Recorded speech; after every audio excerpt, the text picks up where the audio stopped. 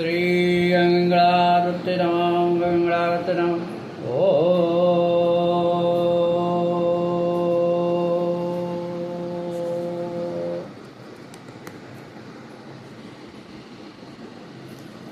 नर्मदे राधे राधे।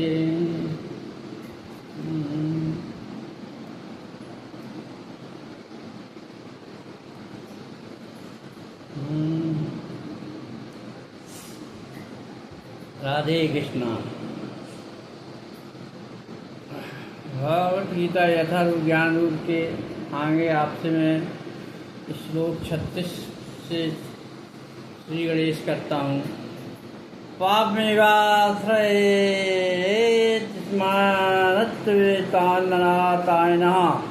तस्मान्नाह वयम हंतु धत्रास्तान् बांधवान्नम सजनम ही कथम हत्वा सुगना श्याम माँ प्रवाह। यदि हम ऐसे आतताइयों का वध करते हैं तो हम पर पाप चढ़ेगा। अतः उचित नहीं होगा कि हम धृतराष्ट्र के पुत्रों तथा उनके मित्रों का वध करें।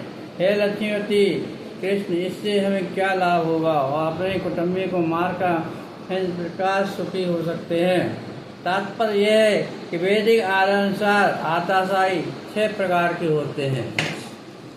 विष देने वाला, घर में अग्नि देने वाला, घातक हथियार से आक्रमण करने वाला, धन लूटने वाला, दूसरे की भूमि हड़पने वाला, पराई स्त्री का अपहरण करने वाला। ऐसे आतताइयों का तुरंत वध कर देना चाहिए, क्योंकि इनके वजह से कोई पाप नहीं लग सकता। आतताइयों को इस तरह वध करना चाहिए कि किसी समान व्यक्ति को शोभा दे सकता, किंतु अर्जुन कोई समान व्यक्ति नहीं है।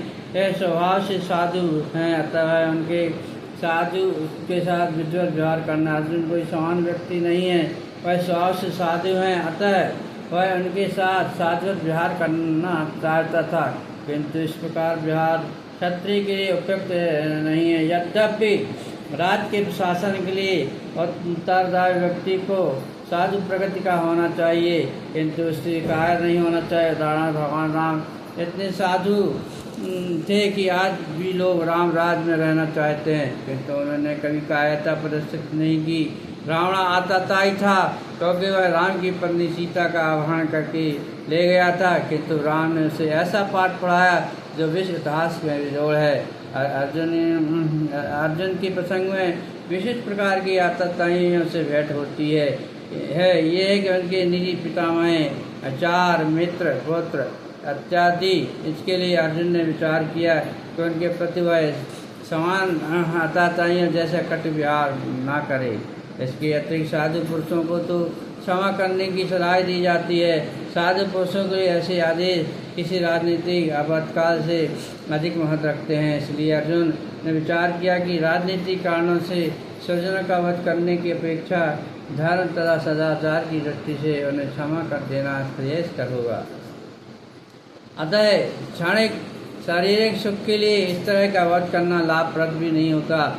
अंततः जब सारा राज तथा उसके प्राप्त सुख स्थायी नहीं है, तो फिर अपने स्वजनों को मारकर वह अपने जीवन तथा शासन मुक्ति को संकट में क्यों डाले। अर्जुन द्वारा कृष्ण को माधव अथवा लक्ष्मीवती के रूप में भी संबोधित करना ही सार्थक है। मैं लक्ष्मीवती कृष्ण को यह बताना चाह रहा था कि वे ऐसा काम करने के लिए प्रेरित न करें जिससे अनिष्ट हो, किंतु कृष्ण कभी भी किसी का अनिष्ट नहीं करना चाहते थे। भक्तों को कदापि नहीं करना चाहते थे। यद्पेता न पश्यन्ति लोभत चेतसा कुल क्षय कृतं दोषं मित्रद्रोहे पातकं कथम न क्षयस्माभिः पापात् न निवर्तितुं कुल क्षय कृतं दोष प्रवासित जनार्दन। हे जनार्दन, यदि लोभ से अभूत चित्त वाले ये लोग अपने परिवार को मारने या अपने मित्रों में द्रोह करने में कोई दोष नहीं देखते, किंतु हम लोग जो परिवार के अनिष्ट करने में अपराध देख सकते हैं, ऐसे पाप कर्मों में क्यों प्रवृत्त हों। तात्पर्य यह है क्षत्रिय से यह आशा नहीं की जाती कि वह अपने व्यक्ति दल द्वारा युद्ध करने या जुआ खेलने का आमंत्रण दिए जाने पर मना करे। ऐसी अनिवार्यता में अर्जुन लड़ने से नकार नहीं कर सकता क्योंकि उसको दुर्योधन के दलों ने ललकारा था। इस प्रसंग में अर्जुन ने विचार किया कि हो सकता है कि दूसरा पक्ष इस ललकार के परिणामों के प्रति अनभिज्ञ हो, किंतु अर्जुन को तो दुष्परिणाम दिखाई पड़ रहे थे, विनाश दिखाई पड़ रहे थे, अतः इस ललकार को स्वीकार नहीं कर पा रहा था। यदि परिणाम अच्छा हो तो कर्तव्य वस्तुतः पालनीय होता है, किंतु यदि परिणाम विपरीत हो, दुखदायी हो, विनाशशील हो तो उसके लिए बात नहीं होते। इन पक्ष विपक्ष पर विचार करके अर्जुन ने युद्ध न करने का निश्चय किया। कुल क्षय प्रशंते कुल धर्मा सनातना धर्मे नष्टे कुलम कतस्तम धर्मो भ्यम। कुल का नाश होने पर सनातन कुल परंपरा नष्ट हो जाती है और इस तरह शेष कुल भी अधर्म में प्रवृत्त हो जाता है। तात्पर्य है कि वर्णाश्रम अवस्था में धार्मिक परंपराओं के अनेक नियम धारण किए गए हैं, जिनकी सहायता से परिवार के सदस्य ठीक से उन्नति कर सके, विकास कर सके, आध्यात्मिक मूल्यों की उपलब्धि पा सके।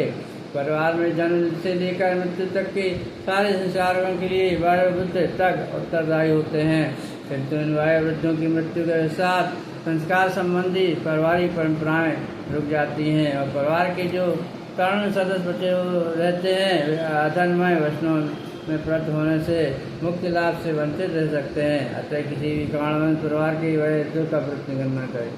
इकीते जो वायुवृद्ध होते सम्मानीय रहते हैं, किसी भी तरह का वध करना, मानना, यातना देना अस्वाभाविक है, इसे निंदनीय कार्य भी है। अजमा विवाद कृष्णं वृद्धशन्ते कुलित्राः स्त्रीषु दुष्टासो वाष्णे जायते वर्णशंकरः। हे कृष्ण, जब कुल में अधर्म प्रमुख हो जाता है ना, अधर्म बहुत ज़्यादा बढ़ जाता है तो कुल की स्त्रियाँ भी दूषित हो जाती, पापमय हो जाती हैं और स्त्री के पतन से ही वृष्टवंशी अवश्य संतानें उत्पन्न होती हैं जो दुखदायी होती हैं, समाज को दुख पहुँचाती हैं, निशाचर वृत्ति की हो जाती हैं। तात्पर्य जीवन में शांति, सुख और आध्यात्मिक उन्नति का मुख्य सिद्धांत मानव समाज में अच्छी संतान का होना ही है। वर्णाश्रम धर्म के नियम इस प्रकार बनाए गए थे कि राज तथा जाति की आध्यात्मिक उन्नति के लिए समाज में अच्छी संतान उत्पन्न हो। ऐसी संतान समाज में स्त्री के सदस्य और उसकी निष्ठा पर निर्भर करती है। यदि स्त्री कुलीन होती है तो संतान भी कुलीन होती है। इस प्रकार बालक सरलता से कुल मार्गी बन जाते, इसी पर स्त्रियाँ भी पतोन्मुखी होती हैं। अतः बालकों तथा स्त्रियाँ दोनों की समाज के वयोवृद्धों का संरक्षण आवश्यक है। स्त्रियाँ विभिन्न धार्मिक प्रथाओं में संलग्न रहने पर व्यभिचार नहीं होगी। चाणक्य पंडित के अनुसार सामान्यतः स्त्रियाँ अधिक विद्वान नहीं होती हैं, अतः वह विषयी भी नहीं होती हैं, इसलिए उन्हें विविध कुल परंपराओं में व्यस्त रहना चाहिए और इस तरह उनके सतीत्व तथा अनुरक्ति से ऐसी संतान जन्म लेगी जो वर्णाश्रम धर्म में भाग लेने के योग होगी। ऐसे वर्णाश्रम धर्म के विनाश से यह स्वाभाविक है कि इससे स्वतंत्र पूर्वक वर्षों से मिल सकेंगे और विचार को प्रश्रय मिलेगा, जिससे अवांछित संतान में उत्पन्न होगी। निठल्ले लोग भी समाज में विचार को प्रेरित करते हैं। इस तरह अवांछित बच्चों की बाढ़ आ जाती है, जिससे मानव जात पर युद्ध महामारी के संकट छा जाता है। संग्रहो नरकायं कुलघ्राणां कुलशचा पतन्ति पितरो ऐसा लुप्तपिंडो दक्रिया। अवांछित संतानों की वृद्धि से निश्चयी परिवार के लिए पारिवारिक परंपरा को मृत करने वालों की नारकीय जीवन उत्पन्न हो जाता है। ऐसे पतित कुलों के पुरखे पितर लोग गिर जाते हैं क्योंकि उन्हें जल तथा पिंडदान देने की क्रियाएं भी समाप्त हो जाती। तात्पर्य है साकाम कर्म के विधि विधानों के अनुसार कुल के पितरों को समय समय पर जल तथा पिंडदान भी दिया जाना चाहिए। यह दान विष्णु पूजा द्वारा किया जाता है तो विष्णु को अर्पित भोजन के उच्चिष्ट भाग तथा प्रसाद के खाने से सारे पाप कर्मों से उद्धार हो जाता है। कभी के पितरगण विविध प्रकार के पाप कर्मों से भी ग्रस्त हो सकते हैं और कभी उनमें से कुछ को स्थूल शरीर प्राप्त न हो सकने के कारण उन्हें प्रेतों के रूप में सूक्ष्म रूप धारण करने के लिए बाध्य होना पड़ता है। अतः जब वंशजों द्वारा पितरों को बचा प्रसाद प्रवर्तित किया जाता है तो उनका प्रेत योनि या अन्य प्रकार के दुखमय जीवन में उद्धार होता है। पितरों को इस तरह की सहायता पहुँचाना कुल परंपरा है और जो लोग भक्ति का जीवन यापन नहीं करते हैं ये अनुष्ठान करने होते हैं। केवल भक्ति करने से मनुष्य सैकड़ों के हजारों पितरों को इस संकट में उबार सकता है। देवसी भूतात्मनां पितॄणां न किंकरो नायमुनि च राजन् सर्वात्मनाया शरणं शरण्यं गतो मुकुन्दं परियच्चं कृतं। जो पुरुष अन्य समस्त कर्तव्यों को त्याग कर मुक्ति के दाता मुकुंद की चरण कमलों की शरण करता है और इस पथ पर गंभीरतापूर्वक चलता है, देवताओं मुनियों समान जीवन सज्जनों मत्स्यों या पितरों के प्रति अपना कर्तव्य अरण से मुक्त हो जाता है। श्री भगवान की सेवा करने से ऐसे दायित्व अपने आप पूरे हो जाते हैं। दोषे कुलंघानां वर्णसंकर के वस्तादंते जाति धर्मा कुल धर्मा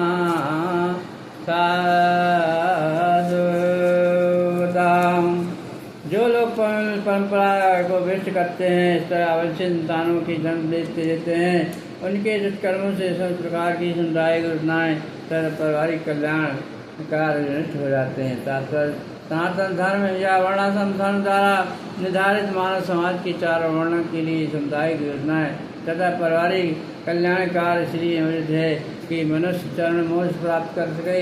अतः समाज के उत्तरधारी नायकों द्वारा सनातन धर्म परंपरा के विखंडन से समाज में अव्यवस्था फैलती है।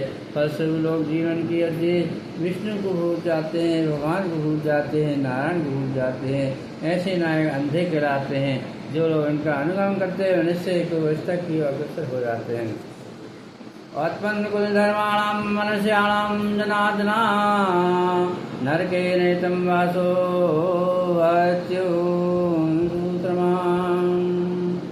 हे प्रजापालक कृष्ण, मैंने गुरु परंपरा से सुना है कि जो लोग कुल धर्म का विनाश करते हैं शरीर नरक में वास करते हैं। अर्जुन अपने तर्कों को अपने निजी अनुभव पर न आधारित करके आचार्यों से जो सुन रखा है उस पर आधारित करता है। वास्तविक ज्ञान प्राप्त करने की यही विधि है। जिस व्यक्ति ने पहले से ज्ञान प्राप्त कर रखा है उस ज्ञान की सहायता के बिना कोई भी वास्तविक ज्ञान तक नहीं पहुंच सकता है। वर्णाश्रम धर्म की एक पद्धति के अनुसार मृत्यु के पूर्व मनुष्य को पाप कर्मों की प्रायश्चित करना होता है। जो पापात्मा है उसे मृत्यु के पूर्व मनुष्य को पाप कर्मों की प्रायश्चित करना होता है। जो पापात्मा है उसे इस विधि का अवश्य उपयोग करना चाहिए। ऐसे किए बिना मनुष्य रूप से नरक जाता है या भेजा जाता है जहाँ उसे अपने पाप कर्मों के कष्ट में जीवन व्यतीत करना पड़ता है। अवधमात् पापम गतव्यासता वयम यद्राज शुक्लोभ्यंतु सजन्मुद्यता। ओह, कितनी आश्चर्य की बात है कि हम सब जगन पाप करने के लिए उद्यत हो रहे हैं। राजस्व भोगने की तरह से प्रेरित होकर हम अपने संबंधियों को मारने पर तुले हुए हैं, अर्थात स्वार्थ के वशीभूत होकर अपने सगे भाई बाप या माँ की बात जैसी पाप कर्मों में प्रवृत्त हो सकता है। विश्व के दास में ऐसे अनेक उदाहरण मिलते हैं, किंतु भगवान का साधु भक्त होने के कारण अर्जुन सदा सार के प्रति जागरूक है, अतः ऐसे कार्य से बचने का प्रयत्न करता है। यादि मावधिकारं शस्त्रं शस्त्रपाण्या तात्रास्तहारणे अनिष्टमे क्षेमितरं भवेत्। यदि शस्त्रधारी शस्त्रार्थ के पुत्र मुझे निहत्ते और भूमि में प्रचोर न करने वाले को मारें तो यह मेरे लिए श्रेष्ठकर होगा। तात्पर्य शत्रुओं के युद्ध नियमों के अनुसार ऐसी प्रथा है। निहत्ते धार्मिक शत्रुओं पर आक्रमण नहीं किया जाता है, किंतु अर्जुन ने निश्चय किया है शत्रु भले इस विषम अवस्था में उस पर आक्रमण कर दे किंतु वह युद्ध नहीं करेगा। उसने इस पर विचार नहीं किया कि दूसरा दल युद्ध के लिए कितना उद्यत हो रहा है कितना उद्धर वह किंतु वह युद्ध नहीं करे, किंतु इस विचार से नहीं किया कि दूसरा दल युद्ध करिए। कितना उद्धर है इन सब लक्षणों के कारण उनकी दयालुता है तो भगवान के महान भक्त होने के कारण ही उत्पन्न होती है, क्योंकि भगवान उसका कृपालु दयावान है। संजय बात एवं मुक्तार्जुन सख्ये रथोपविष्ट विसर्जनंतरम चापम सोतव्यक्तिमान।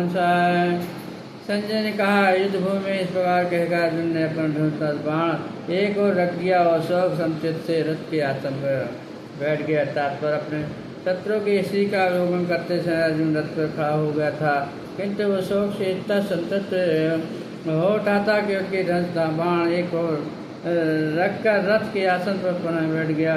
और ऐसा दयालुता कोमल हृदय व्यक्ति जो भगवान की सेवा रतो आत्मज्ञान प्राप्त करने योग है। इस प्रकार भगवत गीता के प्रथम अध्याय कुरुक्षेत्र के स्तर में सैन्य निरीक्षण का भक्ति विजयन पर हुआ। राधे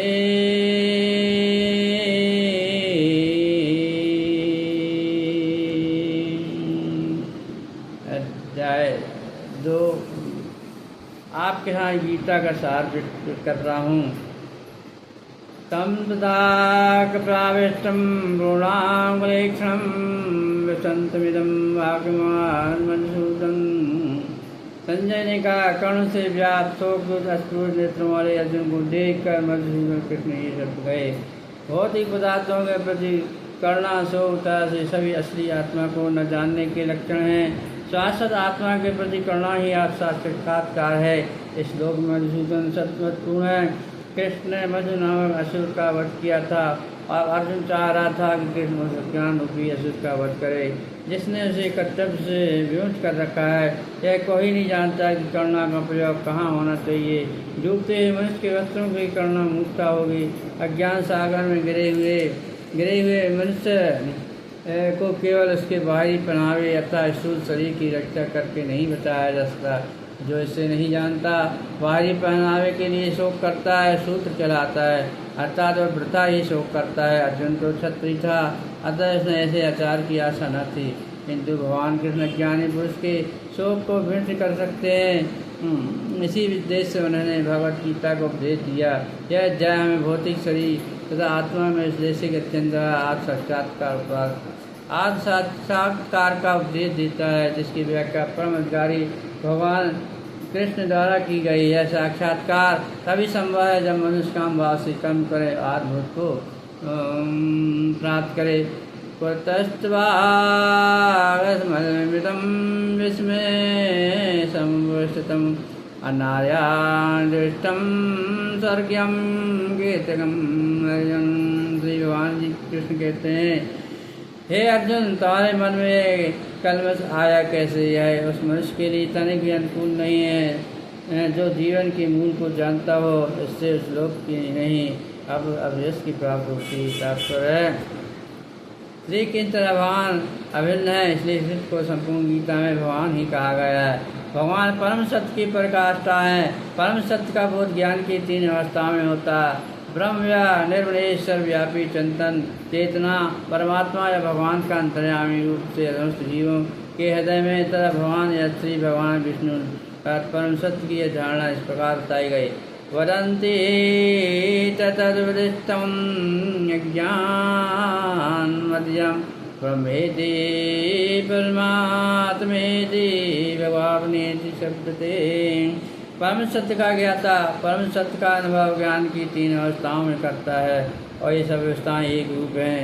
ये ब्रह्म परमात्मा तथा भगवान के रूप में व्यक्त की जाती। इन 3 दिव्य पक्षों को सूर्य के दृष्टांत द्वारा समझाया जा सकता, क्योंकि उनके भी 3 भिन्न भिन्न पक्ष होते हैं। यथा धूप प्रकाश सूर्य की सहायता सूर्य लोग स्वयं जो सूर्य के प्रकाश का अध्ययन करता है वह नौश किया है। जो सूर्य की सदैव समझता है वह कुछ आगे बढ़ा हुआ होता है, और जो सूर्य लोक में प्रवेश कर सकता है वह उत्तम ज्ञानी कहलाता है। जो नौश किया है सूर्य प्रकाश की उसकी विश्व व्याप्तिता उसके निविष्ट प्रकृति के खंड तेज के ज्ञान से ही तुष्ट हो जाता है। वह उस व्यक्ति के समान है जो परम सत्य के ब्रह्म रूप को ही समझ सकता है। जो व्यक्ति कुछ अधिक जानकार सूर गोली के विषय में जान सकता है, जिसकी तुलना परम सत्य के परमात्मा स्वरूप से की जाती है। जो व्यक्ति सूर लेख के अंत में प्रवेश कर सकता है, उसकी तुलना उससे की जाती है जो परम सत्य के साक्षात रूप की अनुभूति प्राप्त करता है।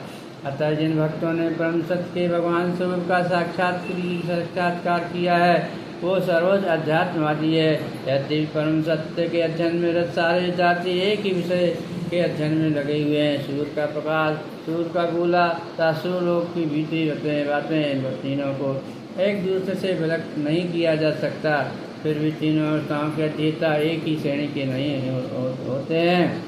संस्कृत शब्द भगवान की व्याख्या व्यासदेव के पिता पराशर मुनि ने की है। समस्त धन शक्ति यह सुंदर ज्ञान तथा त्याग से युक्त परम पुरुष भगवान कहलाते हैं।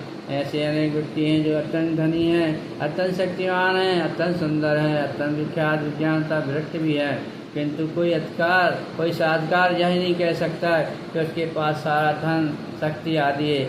एकमात्र श्री कृष्ण ही ऐसे दावा कर सकते हैं, क्योंकि वे भगवान हैं। ब्रह्मा, शिव या नारायण से कोई भी जीव कृष्ण की समान पूर्ण ऐश्वर्यवान नहीं हो सकता है।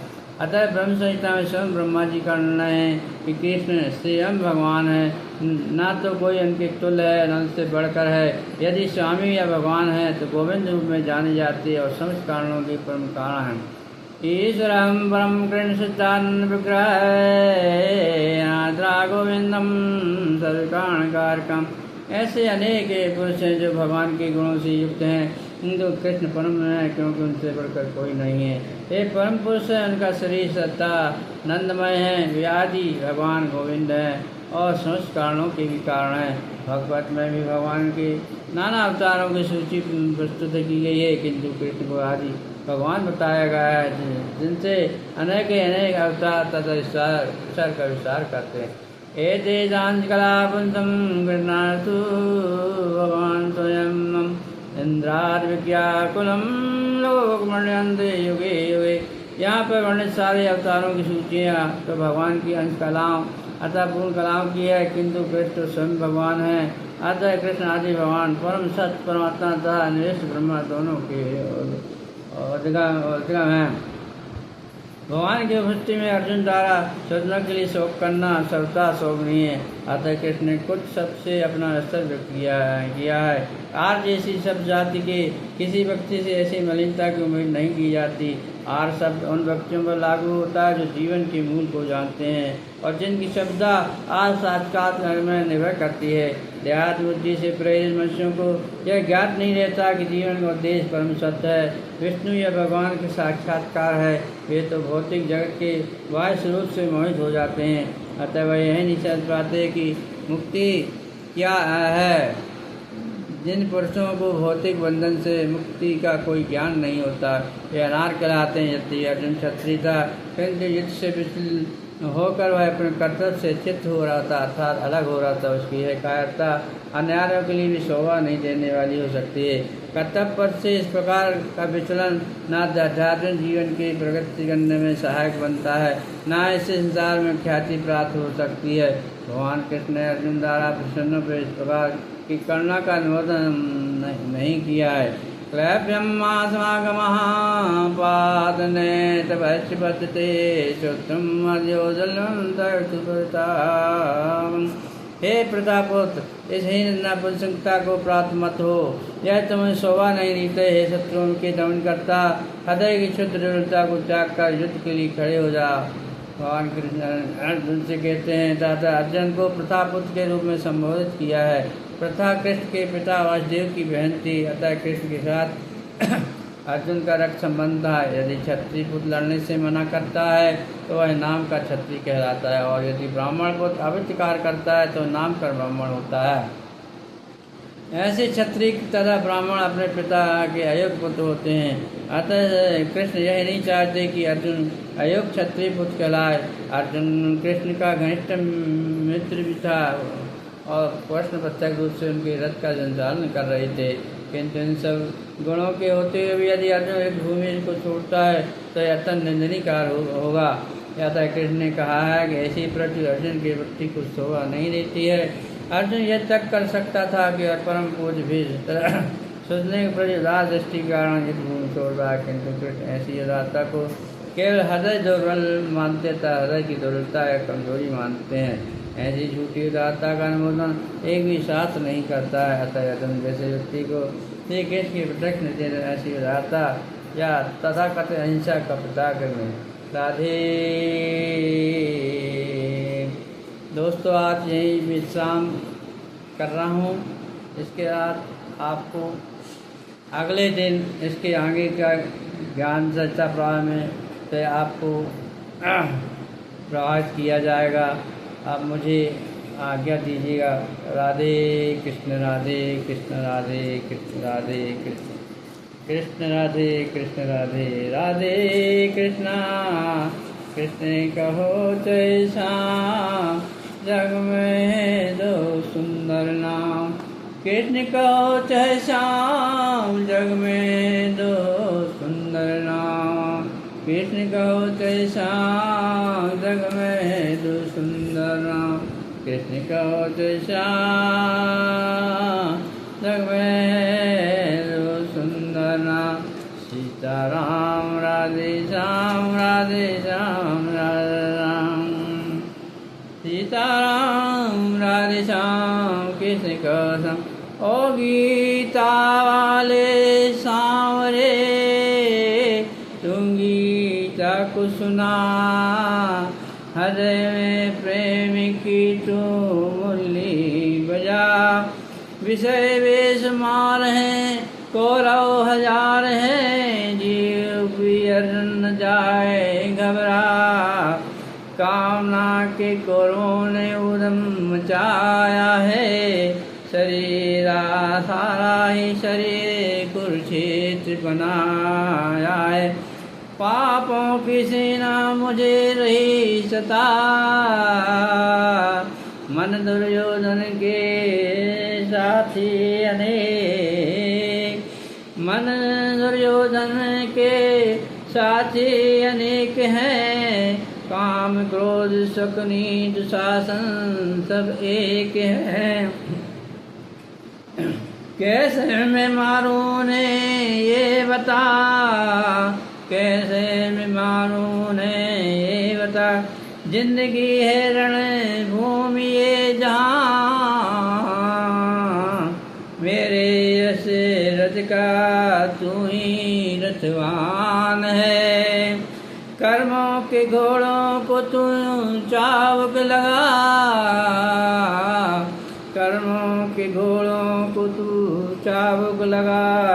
मुझे अज्ञानता ने मार्ग भुलाया है।